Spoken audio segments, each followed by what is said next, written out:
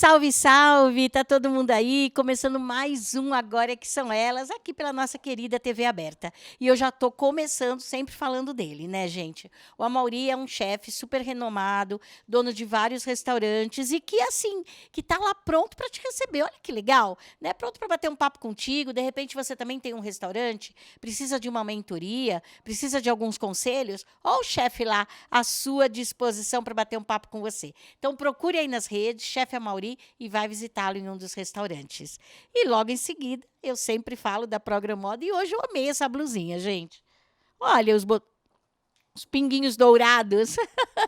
Eu amei mesmo, caiu super bem. E é o que eu sempre digo, né? A Programoda está preocupada em te deixar confortável. São mais de 70 lojas espalhadas no Brasil. E se você não tem uma perto de você, tudo bem. www.programoda.com.br. Com certeza na internet você vai achar.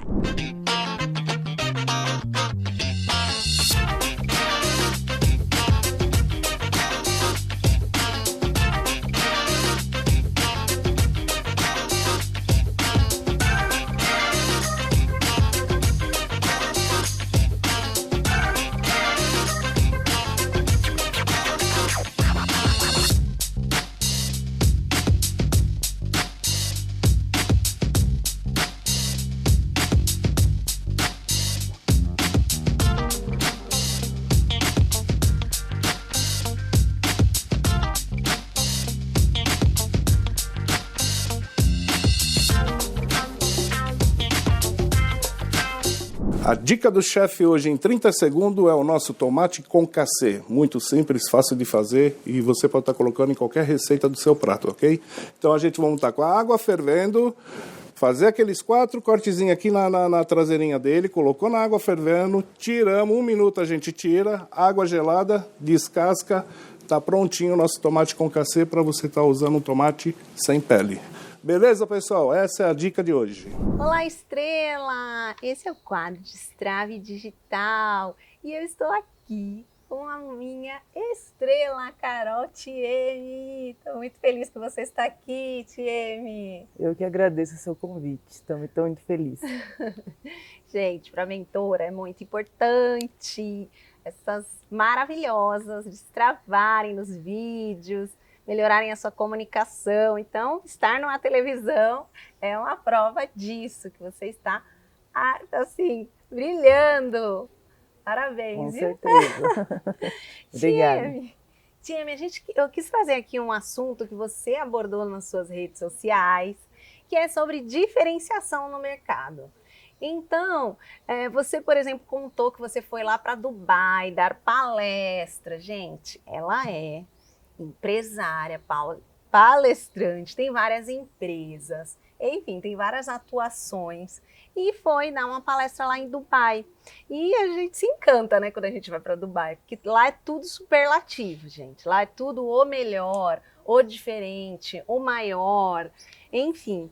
E aí, eu queria trazer essa questão da diferenciação, né? Como a gente ser a Dubai no nosso mercado? Então, eu acho que das principais coisas é saber o que você faz de melhor, né?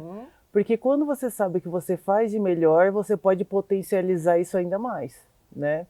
Porque assim, as empreendedoras, empreendedores, eles têm que ter diversas competências.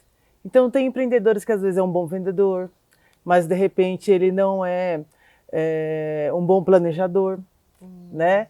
Ele de repente tem um problema com gestão de pessoas. Então, uma das dicas principais é o que você já tem de bom, potencialize isso ainda mais, né? E o que você sabe que tem dificuldade, as suas fraquezas, vai aprender, né? Porque ninguém nasce sabendo, né? Então, você ir buscar, né, esse remédio para a sua dor, né, é muito importante, né? Você admitir isso e saber o que você é muito bom e o que você tem uma fraquezinha ali que tem que melhorar. Eu acho que assim, o diferencial, né, ele é muito desse perfil do empreendedor, né? Ser criativo, buscar inovações, estar sempre atento ao mercado, o que está acontecendo, o que está evoluindo, quais são as ferramentas digitais, né, que estão chegando e as empresas estão investindo em cima disso, né? Hoje eu conheci uma pessoa aqui, estava falando de Pinterest, né? A pessoa é especialista. Aí eu fiquei, né, ouvindo a conversa dela, falei, meu, por que eu ainda não tô lá? Né? Ué, eu tô ficando para trás por quê? Não, bora, vamos seguir isso daí, vamos aprender, porque se tem uma onda, se as pessoas estão surfando nessa onda e estão ganhando dinheiro com isso, por que eu tô perdendo tempo aqui? Bora aprender. Isso, Então, e inovação, né? E sacar o que está acontecendo no mercado. Porque você fazer, né, que não está acontecendo nada, você vai ficar para trás. Quando vai perceber, meu, já passou, você já está para trás, então você tem que estar sempre se atualizando e buscando novas ferramentas para agregar no seu serviço ou no seu produto, né? Gente, adorei isso que você falou. Isso tem muito a ver com o autoconhecimento, né, Tia? Muito. Eu nunca imaginei, quando eu me tornei empreendedora, que eu ia precisar tanto, né? De autodesenvolvimento, de treinamentos, de mentorias, para poder ter os resultados que eu queria. Sim. Né? Então, isso você também busca, né? Muito. Eu sou formada em contabilidade, administração, gestão de pessoas, técnica e processamento de dados, mas fui buscar o coach, fui buscar PNL, né? Então fui buscar mais treinamentos com gestão de pessoas, porque hoje as pessoas são o maior patrimônio da empresa, né? E aí veio os convites para ser palestrante, né? Contar minha história, inspirar as pessoas, o que eu estou fazendo, como eu consegui chegar até ali, né? Foi aquilo que eu falei no começo. Quando você tem uma fraqueza, você tem que buscar, né? Resposta, né? Então o estudo, ele é contínuo, né? Ah, eu tenho 50, 170, 80, 100 anos, mas se você tem vontade de aprender, vai atrás, vai buscar, porque com certeza isso vai melhorar e muito o seu serviço e o seu produto. E aí, conquista essa diferenciação, né, Tieme? Com certeza. Muito bom. Tieme, conta para o pessoal quais são suas redes sociais, como que eles te acham, para saberem mais sobre tantos conteúdos bacanas aí que você está trazendo. Bom, a minha rede é Tieme Carolina _. A da minha empresa é Grupo Tracom e tem o Insights Cowork também. Muito bom, muito obrigada pela sua presença. E se você também quer destravar no digital, brilhar na sua carreira, nos seus negócios, vem para o meu Instagram também, @carolprieto_mentora_. Muito obrigada, até a próxima semana.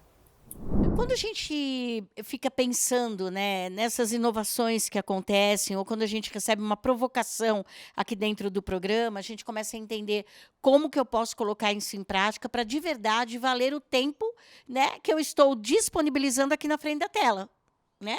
Porque, afinal de contas, quando você está aí sentado do outro lado do sofá, com certeza você está pensando milhares de coisas aí. Quando alguma coisa nova aparece aqui, já te dá aquele insight, você pensa, o que eu vou fazer com essa informação? E é disso que se trata mesmo, né? A Simone Salgado, por exemplo, ela te ensina como mentora a, então, traduzir essas informações que te trazem insight para te traduzir no primeiro passo, no The First Move, que é o mais importante na tomada de decisão. Por isso que a Simone Salgado é tão importante aqui no nosso programa. E agora fica com ela. Você conhece o Monkey Money App? Eu sou Simone Salgado, CEO do S Group Investments, que atua aqui nos Estados Unidos há mais de 20 anos. O Monkey Money, por aqui, ajuda os brasileiros imigrantes em suas transações financeiras. Mas agora estamos no Brasil, com um marketplace completo voltado para educação financeira, para ajudar a sua empresa a vender mais e principalmente a ter mais saúde financeira. Visite o nosso Instagram, @monkeymoney_app. Esperamos você.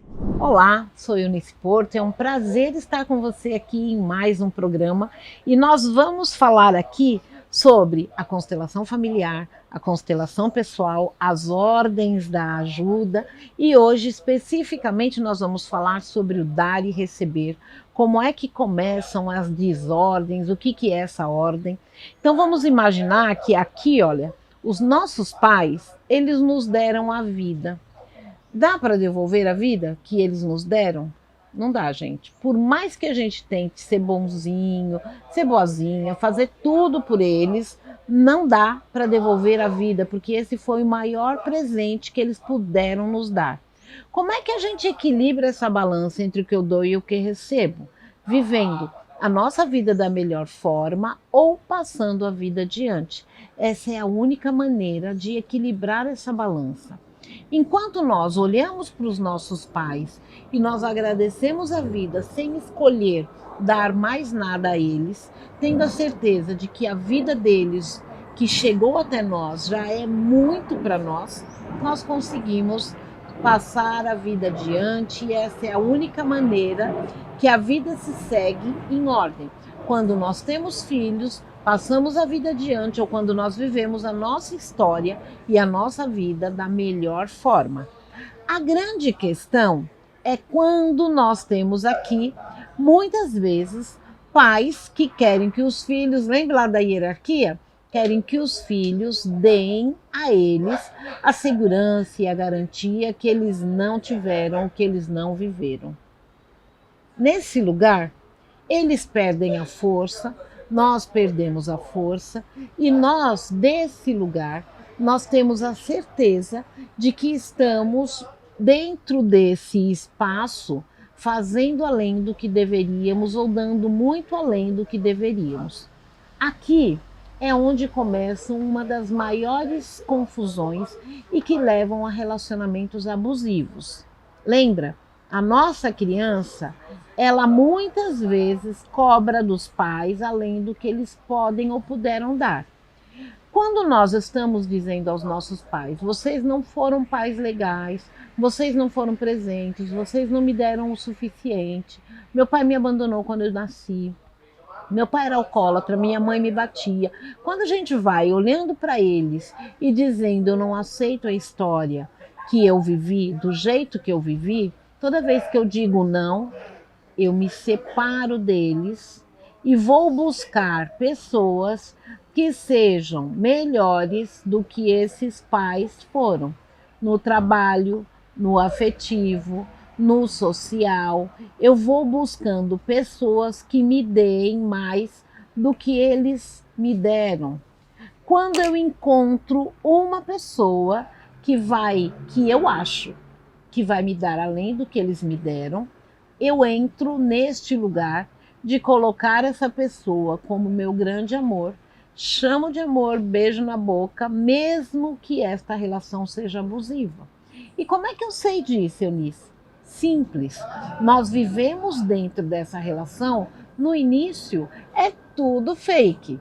Eu faço de conta que eu sou super ouvinte, super legal, sou amorosa, sou presente, eu tô ali toda ouvidos, eu ouço você falar de outras mulheres, isso não me incomoda, e eu, se me incomodar, vou disfarçar para que você não perceba, para você não ir embora.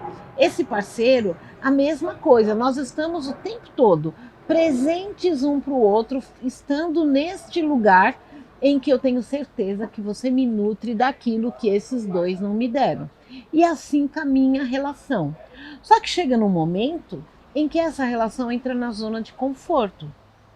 E o que era bom entre o casal, a gente entra com uma tal de uma criança aqui no meio, e ela começa a reclamar de um ou de outro, porque você não me dá atenção, porque você não é legal comigo, porque você dá atenção para seus amigos, para suas amigas e não olha para mim, porque você devia me levar para viajar mais, porque a gente começa a reclamar, quando na verdade o nosso grande desafio é cada um cuida da criança que lhes cabe. Enquanto eu não cuido dessa criança, eu fico dentro dessa expectativa e aqui todas as pessoas que dão a migalha que essa criança acha que não recebeu, ela vai se encostando do lado e vai ficando do lado porque essa pessoa me deu, mesmo que ela seja extremamente tóxica, extremamente abusadora, mesmo que ela me maltrate, me trate mal na frente das pessoas, me chame de burra, me chame de inconveniente, me trate igual cachorro, se em algum momento ela me preencheu de alguma coisa que eu não recebi aqui atrás, eu vou continuar com a amizade, eu vou continuar nesse trabalho, eu vou continuar me sujeitando a viver dentro dessa relação para continuar olhando para eles e dizendo: este homem ou esta mulher é um pai ou uma mãe melhor do que vocês foram. Eunice, como é que resolve essa encrenca? Simples. Tire essa pessoa do lugar de pai e mãe, cuide da tua criança e olhe para os seus pais sem ter expectativa de que eles façam ou te deem mais nada. Porque quem tem as expectativas não é o eu adulto, é o eu criança. E se você cuidar dela, eu não tenho a menor dúvida de que você se aproxima da fonte, você cuida dessa criança e deixa todos os outros em paz. Vamos experimentar? Nos vemos na próxima semana e eu vou falar dos encontros de mim com todas essas leis, com todas essas ordens e desordens, como é que acontece a bagunça, a encrenca aqui dentro que nos paralisa diante da vida. Eu, se fosse você, não perdia o nosso programa semana que vem. Ai, ai, ai. É tanta coisa boa que a gente não sabe nem por onde começar. Não, tô brincando. Por onde começar? Por você ter uma renda extra para esse final de ano. Isso mesmo, né? Você precisa acertar suas continhas. O pessoal, eu não gosto de falar em crise, raramente falo em crise, tá? Mas assim, o que você vai criar para mudar esse cenário que você está dizendo que não está tão bom? Arrumando uma oportunidade de criar mais riqueza. E aí você pode ser uma representante da Dermari Cosméticos aí na sua cidade. Basta buscar a Kika aí no direct, Dermari Cosméticos, que você com certeza vai ter a resposta dela para a solução que você precisa. Olá, pessoal! Nosso tema Dermari de hoje é a argiloterapia, que é um tratamento totalmente natural e que vem conquistando espaço na área da estética dia a dia.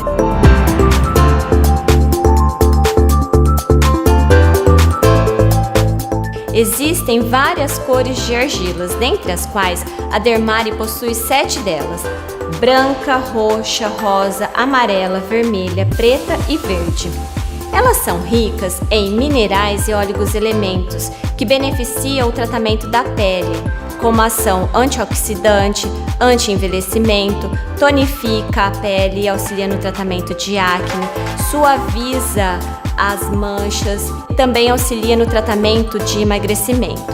Ela pode ser usada no rosto e corpo e também no couro cabeludo, no tratamento de caspas.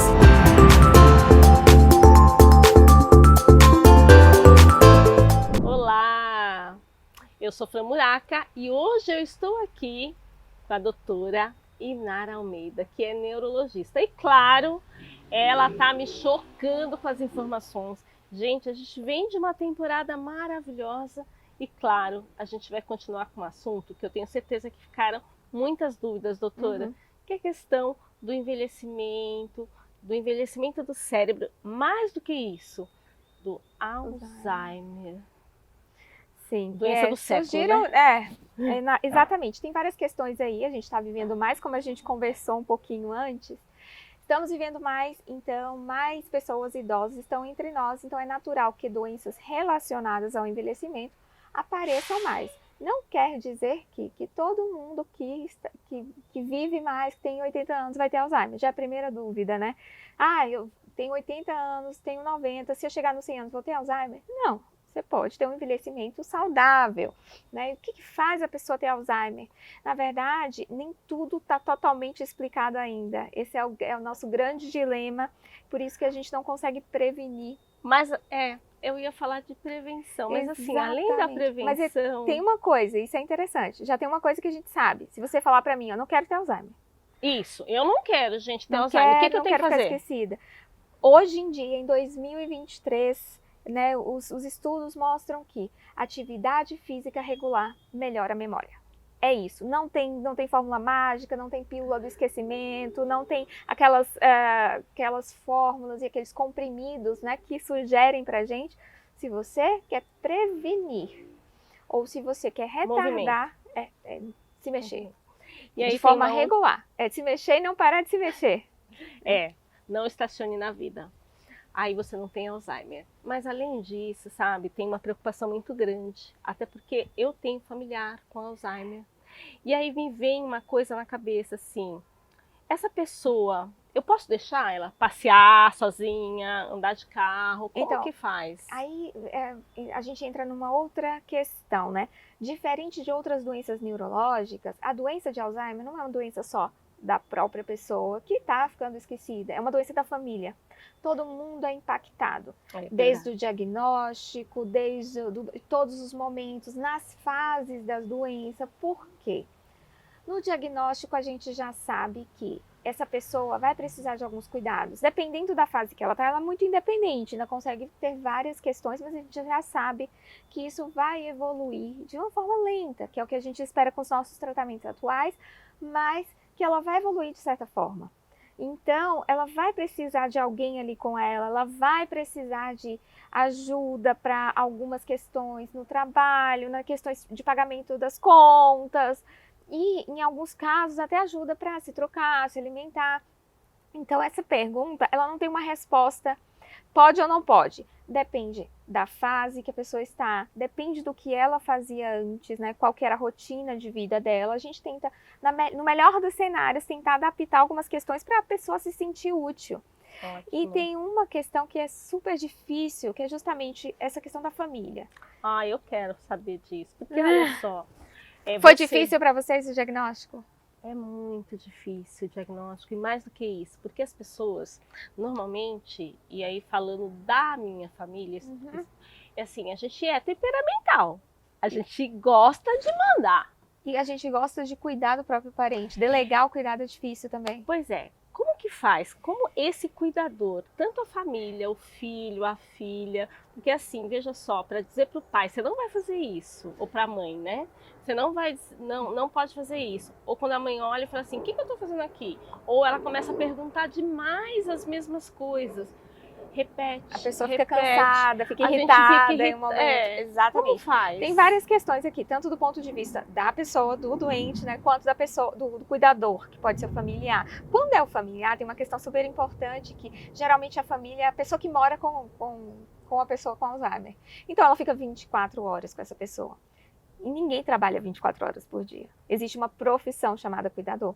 Então, o ideal é você estabelecer, digamos assim, uma escala, um rodízio entre os familiares, não mudar de casa a pessoa, mas que todo mundo compartilhe esse cuidado, para que não seja exaustivo para uma única pessoa. Porque senão ela vai ficar realmente sem paciência, quando a pessoa começar a repetir muito, ela vai ficar irritada. E aí entra numa outra questão. Quando quando a pessoa fica irritada, principalmente na fase muito inicial, que ela ainda tem um insight, ela bate de frente. Exato. Bater de frente não é uma coisa tão legal. Ai, gente, o assunto tem pano pra manga. Tem pano pra manga, né? Eu tenho certeza que você deve ter várias dúvidas aí. A gente vai continuar no próximo capítulo com a doutora Inara, mas hoje... E eu tô falando até mais devagarzinho, porque é um assunto que impacta demais a minha vida.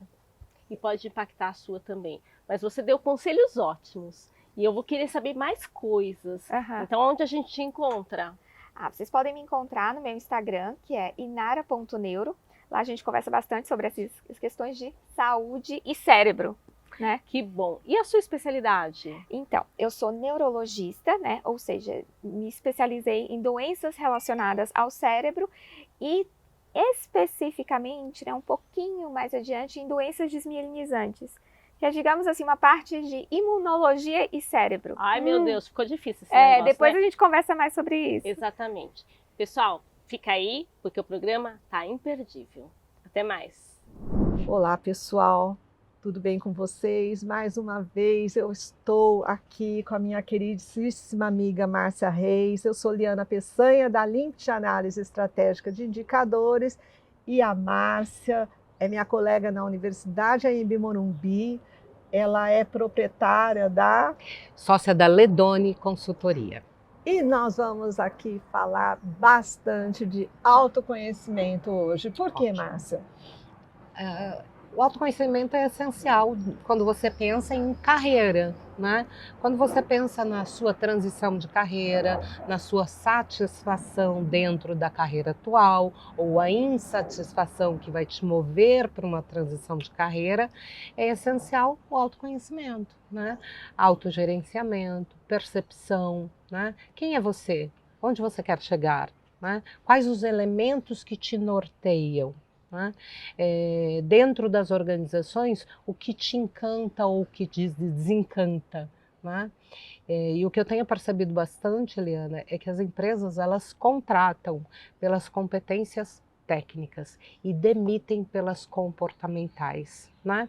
Que é a falta de empatia, a falta de comunicação. A gente tem falado muito sobre comunicação não violenta, comunicação assertiva, né? Relações respeitosas dentro dos ambientes de trabalho. E onde entra o autoconhecimento nisso? De como eu vou me comportar bem dentro do ambiente de trabalho. Quando a gente vem crescendo, desenvolvendo numa tribo de jovens, na minha tribo escolar ou no meu grupo de clube e tudo mais, a gente tem as nossas gírias, a gente tem nossos comportamentos que são admissíveis naquele local. Só que no mundo corporativo é um pouquinho diferente. Então, a gente precisa começar a pensar o que eu estou fazendo condiz com aquilo dentro daquela carreira. É por aí, Márcia? Eu acho que vai um pouco além também, né? Quando a gente pensa em autoconhecimento, está muito ligado aos seus valores, né? Quem você é? Né? Olhar para dentro de você, qual a sua formação primária dentro da sua família, dentro dos seus primeiros núcleos, né? Das suas primeiras dinâmicas em grupos durante a sua jornada, né? E de que forma você acaba lidando de formas diferentes, em núcleos diferentes, em grupos diferentes. E quando você chega no ambiente de trabalho, no ambiente corporativo, né, qual a postura que você precisa ter ou que se espera de você, né? E muitas pessoas acabam chegando despreparadas no ambiente onde tem cobrança, tem regras, tem postura. E o autoconhecimento, ele entra exatamente nisso, né? Olhar para você, né? Olhar e se conhecer, ver até onde vai o seu limite de aceitar, de mudar, de transformar-se para entrar em alguns ambientes. E de se adaptar, né? Sim. A adaptação é muito importante, porque hoje em dia tudo muda continuamente, então a gente tem que se adaptar a novos modelos que o mercado está pedindo, o mercado de trabalho impõe. E eu quero aqui dar um exemplo de autoconhecimento meu, tá? Eu falei num outro programa que o primeiro planejamento de carreira que eu fiz no papel, eu já tinha aquele planejamento que a gente faz, mas planejamento tem que estar no papel que eu estou falando hoje em dia na tela, né, gente? Mas tem que ter, em algum lugar tem que estar escrito, a gente tem que escrever, tem que pensar e escrever e olhando e analisando. Estruturar. O primeiro que eu fiz, eu já tinha 40 anos de idade, tá? Mas foi por esse planejamento que eu fiz o teste de âncoras de carreira. E eu descobri que eu sou workaholic, confesso, todo mundo que está ao meu redor sabe, mas aquele teste me mostrou que, antes de mais nada, para mim, em primeiro lugar, a minha âncora é estilo de vida, porque eu, mesmo sendo workaholic, família é em primeiro lugar para mim, para tudo. Eu vou sempre tentar aquele equilíbrio entre família e profissão, porque eu preciso me realizar, mas eu preciso da minha prole ao redor. Eles cresceram, mas eu quero meus netos ao redor. Eu quero meus pais que estão velhinhos ao redor. Então, é esse equilíbrio tão importante para mim, e muitas coisas eu abri mão em prol desse equilíbrio. O que você acha? Para a gente encerrar? É bem interessante quando a gente fala assim, já estou ou já comecei minha mudança de carreira aos 40, né? Quando a gente pensava dessa forma, se via uma pessoa de 40 anos como uma pessoa ultrapassada. E hoje, a mulher aos 40, ela está renascendo. Hoje, a mulher aos 40, ela está revendo várias coisas na vida dela, né? E hoje se começa a universidade aos 40, se começa cursos aos 40, se muda a carreira aos 40, aos 50, aos 60, aos 70. quando e onde se desejar. E está muito ligado ao autoconhecimento, saber o que você quer e o que você não quer. Muito obrigada por esse final maravilhoso. Pessoal, é muita coisa para a gente ainda conversar. Até a próxima. Obrigada. Olha, eu fico às vezes tão assim, boquiaberta, com os convidados que vêm falando de temas que falem, parece que é um tapa na cara que a gente leva e aí a gente acorda, né? Acorda para tomar novas decisões. Uma coisa que mulher faz muito quando quer tomar novas decisões é, dois comportamentos da mulher que você tem que estar de olho aí, hein? Primeiro, ela começar a limpar a bolsa. Quando ela começa a mexer na bolsa e começa a tirar as coisas que estão na bolsa, essa mulher está precisando mexer em alguma coisa. Agora, tem uma coisa que quando uma mulher faz, você pode ter certeza que ela vai dar uma volta. Ela vai dar a volta por cima. Quando ela mexe no cabelo. É impressionante. Quando ela corta o cabelo, quando ela pinta o cabelo, pode ter certeza que essa mulher tá saindo do status quo. Se você quer sair do status quo de uma forma bonita, elegante, né, com uma cor bacana do seu cabelo, Jane Keller, busque ela nas redes.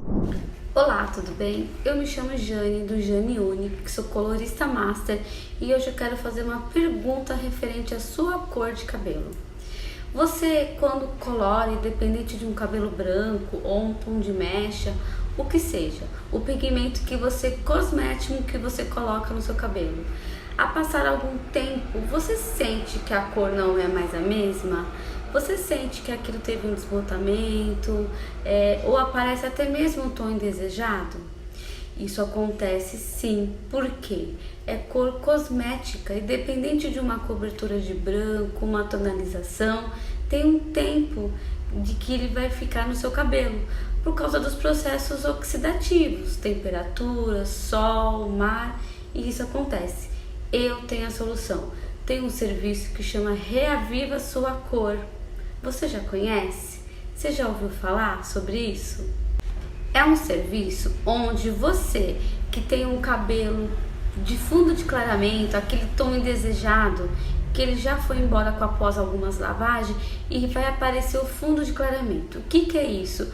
É a cor indesejada, porque foi aplicada uma cor e agora com o tempo foi oxidando com os fatores. Você também que tá com o cabelo sem brilho, a cor tá opaca, não tá mais luminosa, tô sentindo falta de alguma coisa, aí a gente coloca a massa.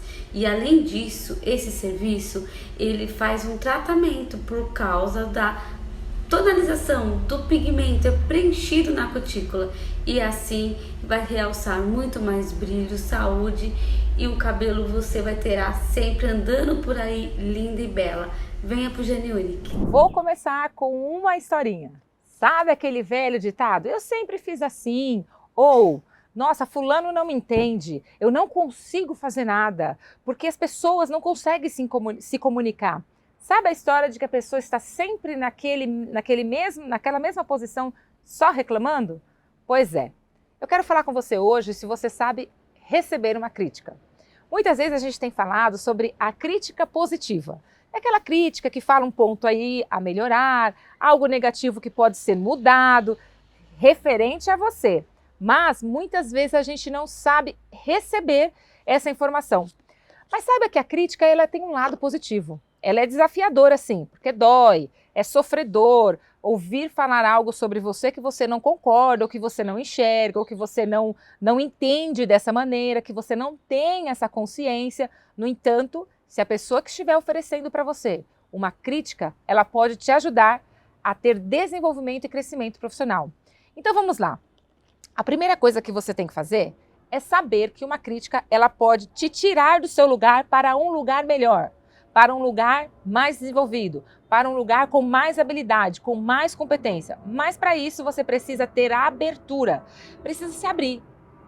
Percebeu que alguém está fazendo uma crítica, para naquele instante, deixa a pessoa falar, dê abertura e ouça atentamente. Às vezes alguém vai falar assim, olha, eu queria te falar uma coisa. Na mesma hora a gente reage, né?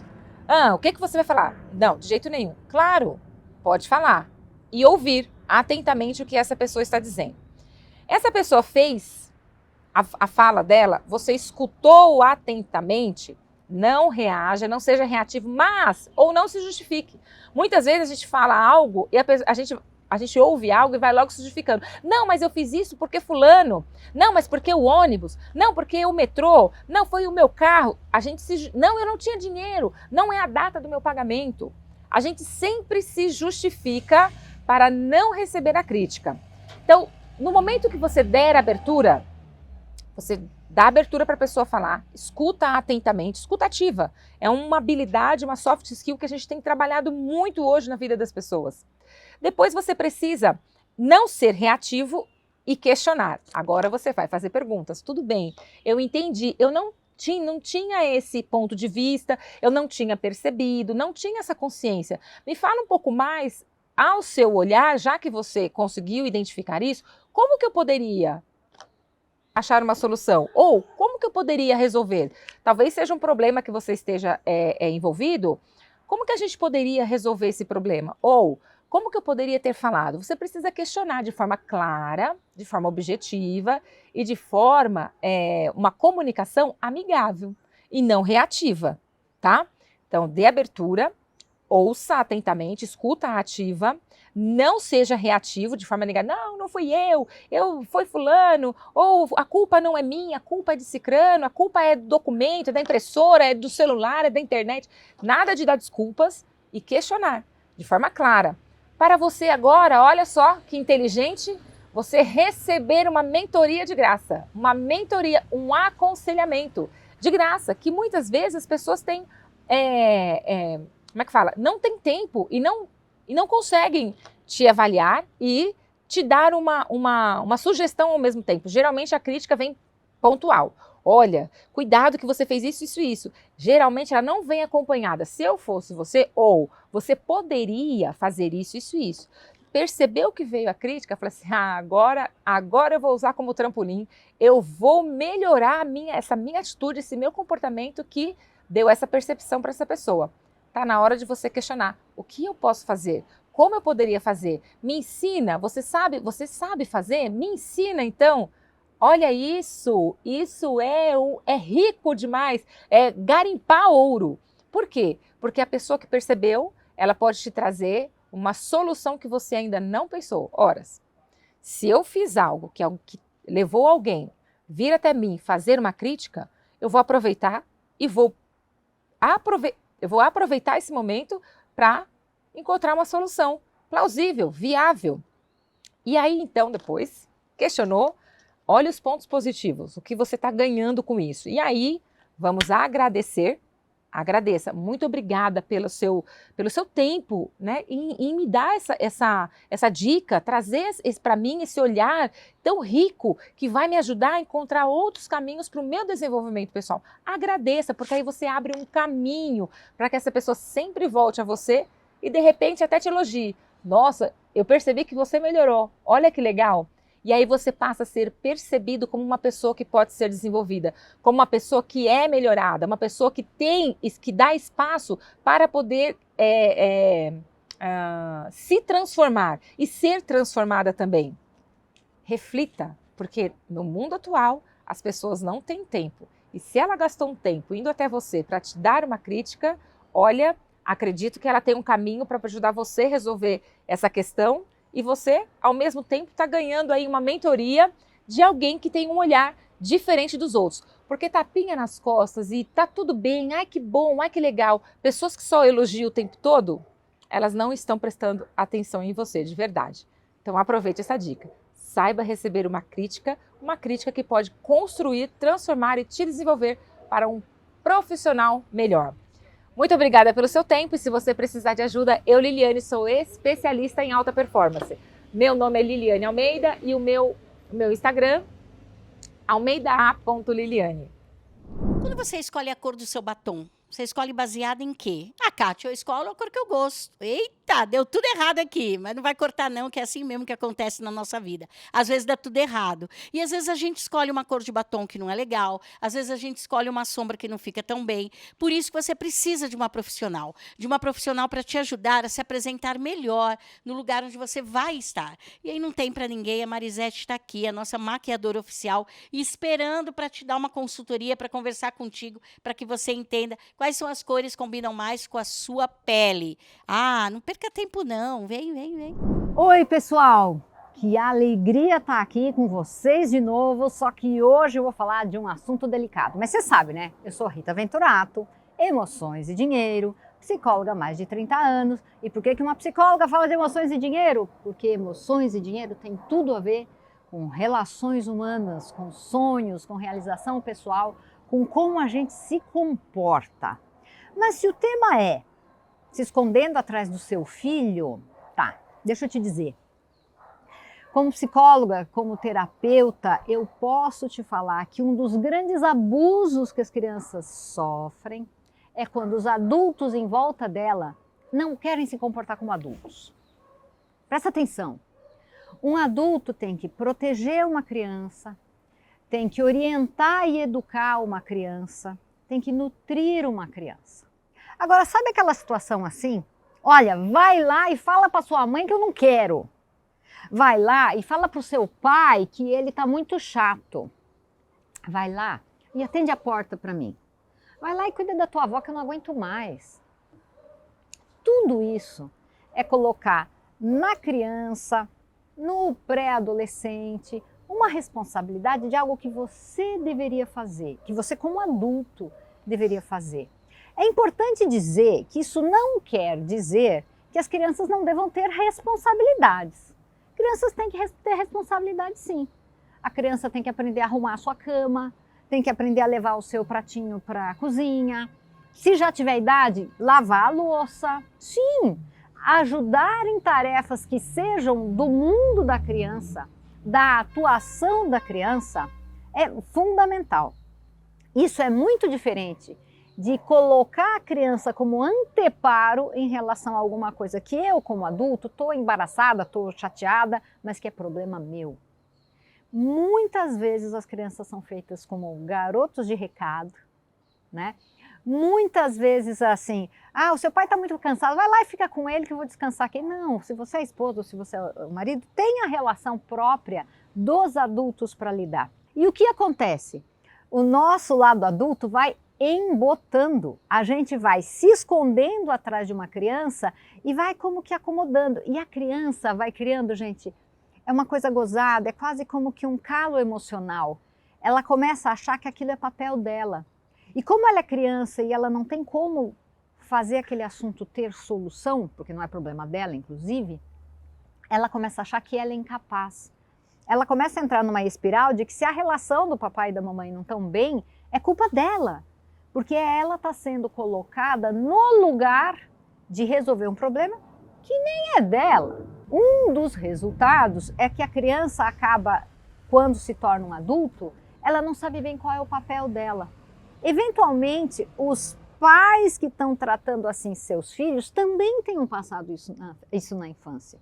Vê como é importante a gente parar um momento para cuidar das nossas vidas, para refletir sobre o nosso passado, para refletir sobre as nossas emoções. Se eu estou falando sobre terapia, estou falando sobre fazer terapia sim. Estou falando sobre você pegar um profissional qualificado para você rever a sua vida e as suas emoções. Por quê? Porque às vezes a gente se torna adultos que não sabem se comportar como adultos, porque também não tivemos na nossa infância adultos que soubessem se comportar como adultos. Às vezes nós temos feridas emocionais ou falta de um contexto emocional que nos ajude a agir como adultos.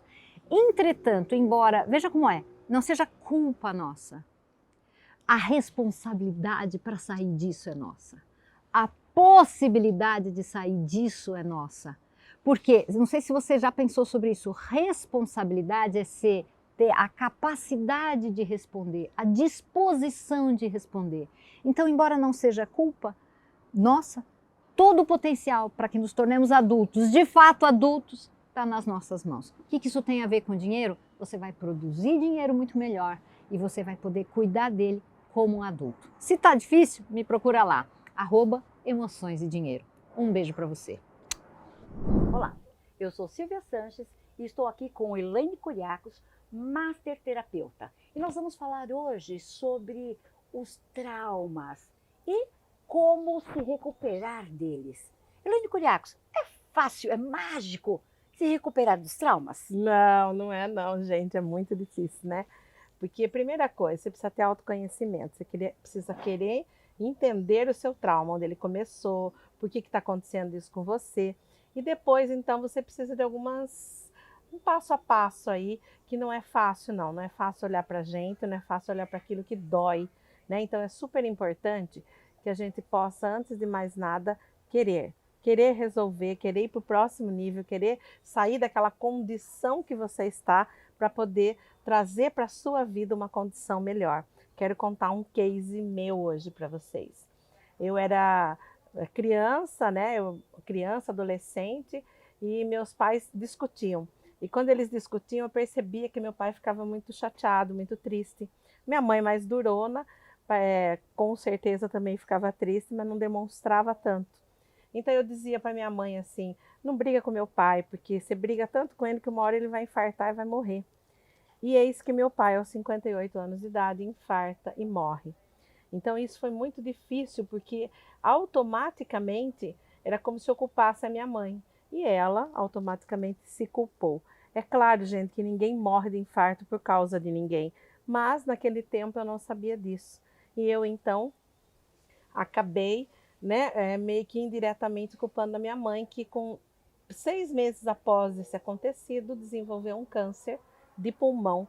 E eu, como conhecedora da medicina chinesa, sei que pulmão tem a ver com tristeza, culpa principalmente.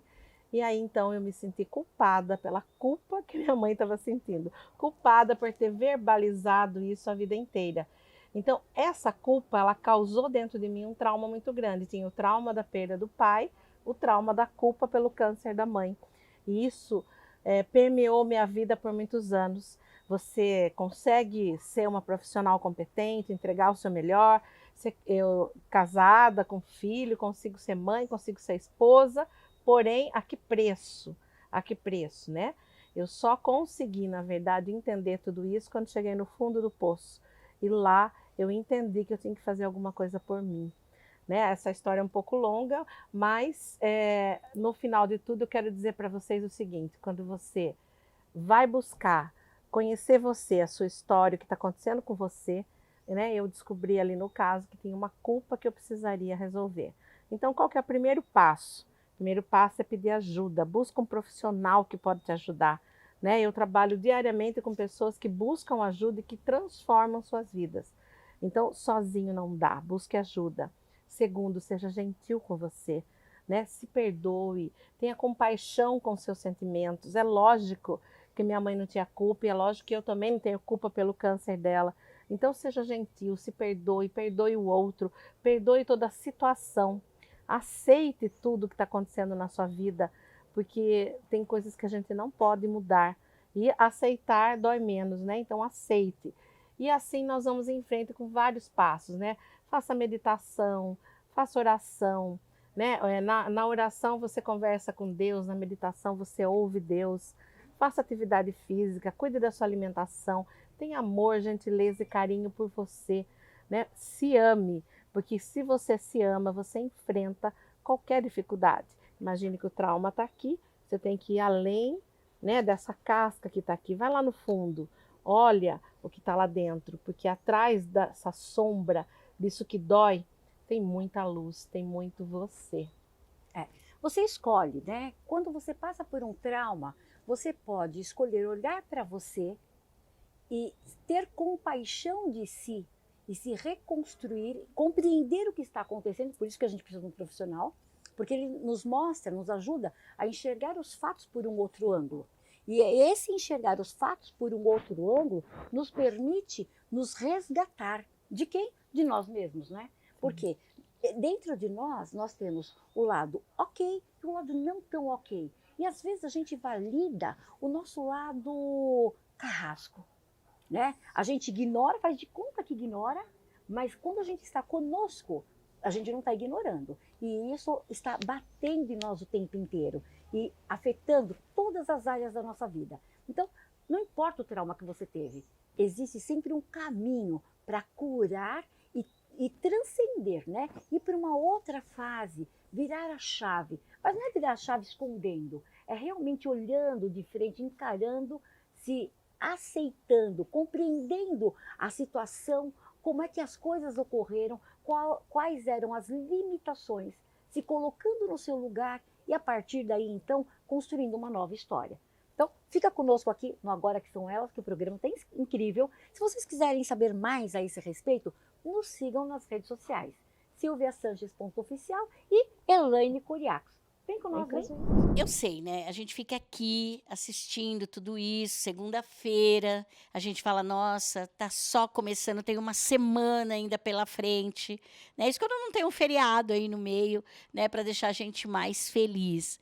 Mas o que acontece, gente, é que se tem um lugar que você pode passar e ter momentos de lazer, momentos harmônicos, aquele momento que vai te fazer se encontrar com você mesmo, é aqui na Casa Airbnb, isso mesmo, né? Você começa a olhar as árvores, eu estou aqui falando com vocês, estou olhando, ó, olhando as árvores, o cenário, e está me dando um extremo prazer. Eu fico imaginando você vir até aqui, diferente de mim, que venho para trabalhar, mas vir até aqui para se deliciar, não perca tempo. Casa Airbnb, vem passar um tempo aqui.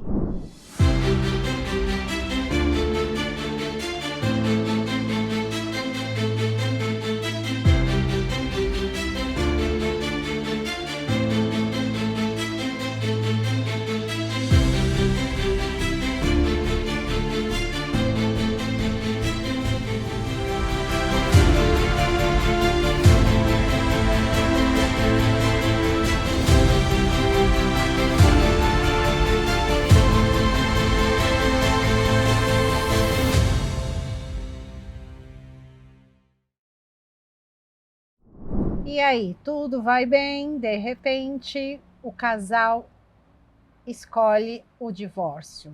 E aí vem as grandes perguntas: como eu vou superar isso? Por onde eu começo? Mas quanto tempo vai durar essa fase?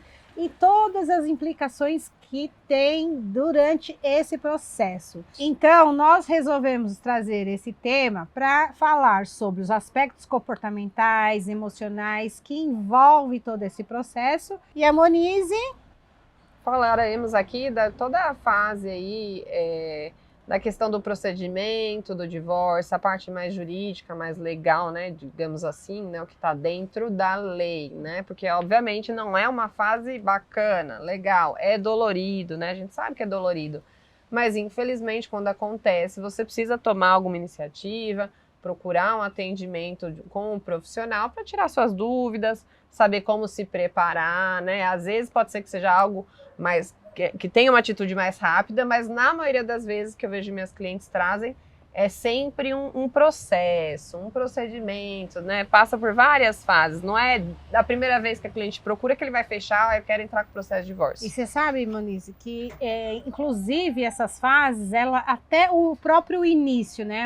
Porque às vezes, o que acontece? Normalmente, num processo de separação, é raro ter onde é um consenso do casal. Normalmente é uma pessoa. Então, esse é o primeiro grande impacto.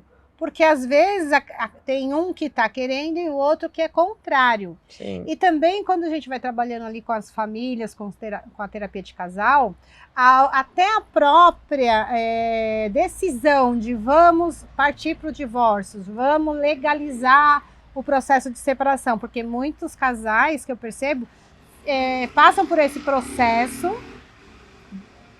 somente às vezes com separação de corpos e morando junto. Então, na questão legal também tem essas várias fases? Tem sim. Como você mesmo disse, né? Tem primeiro essa questão do emocional, e aí ali você já tá meio que surgiu a dúvida, vou, não vou. E aí é importante você procurar o profissional, não que ele vá te incentivar, pelo contrário, né? Mas para tirar todas as suas dúvidas, se realmente acontecer, se você tomar a decisão, qual é o primeiro passo? O que você tem que fazer? Precisa se preparar? Precisa ter provas? Precisa quais documentos? Como vai fazer esse planejamento digamos assim, da parte financeira, né? Porque entra essa questão também, ele ou ela não quer assinar o divórcio. Ok, não tem problema. Mas vai ser um processo litigioso, que demora, quem vai decidir é o juiz, né? Agora, se for o amigável, como você falou, né, tem ali a separação de corpos, mas não está entrando num consenso, e muitas vezes esse consenso não é por assinar o divórcio, é por conta realmente dos bens, né, do patrimônio, como vai dividir, o que vai fazer com os filhos, vai ter pensão, não vai ter, se a mulher vai ter, não vai ter. Então isso realmente é a dificuldade do ex-casal, né, na hora de realmente tomar essa iniciativa do divórcio. No melhor dos mundos, né, óbvio, o amigável, né, aquele consensual, é menos dor de cabeça, é mais barato, é melhor para as crianças, né? Então, seria a melhor forma de finalizar esse ciclo, né, de resolver. Mas não é sempre assim que acontece, infelizmente. E nos atendimentos de terapia familiar ou de casal, gente, eu separei aqui, 5 passos, aonde são essas fases que você vai permeando e às vezes passa numa fase mais rápida, a outra mais difícil. Então tem a primeira fase, que é aquela fase da devastação, né, do anunciamento, que a pessoa não estava esperando.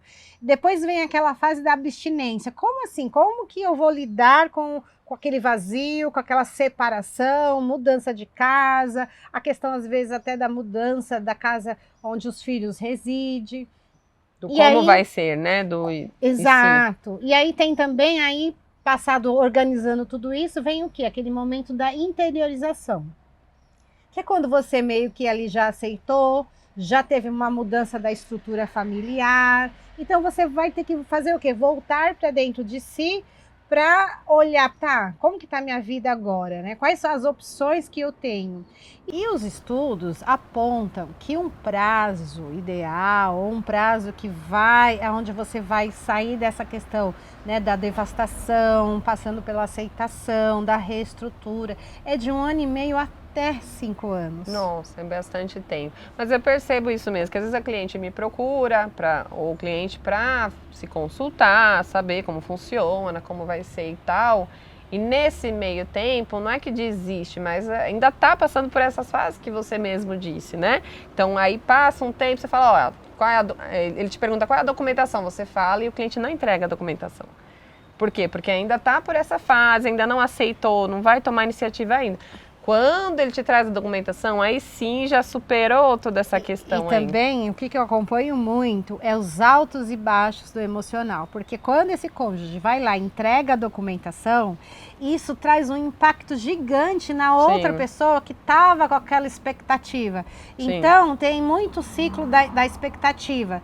Quando entrega a documentação, né, quando a pessoa volta da assinatura de fato do divórcio, e também tem uma outra fase que é quando esse cônjuge começou uma nova relação com outra pessoa.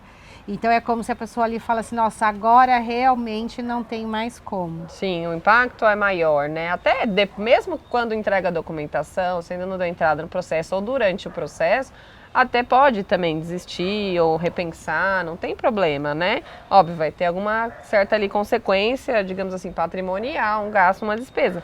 Mas, enfim, você pode sim entrar, desistir, repensar, conversar e resolver da melhor forma, né? Isso acontece frequentemente. Você já teve algum caso onde teve a separação e depois reatou e voltou a namorar e às vezes morar junto de novo? É difícil, mas eu já tive 2 casos. Um realmente era casado, se separou. Antigamente, né, você tinha que esperar 2 anos para converter a separação em divórcio.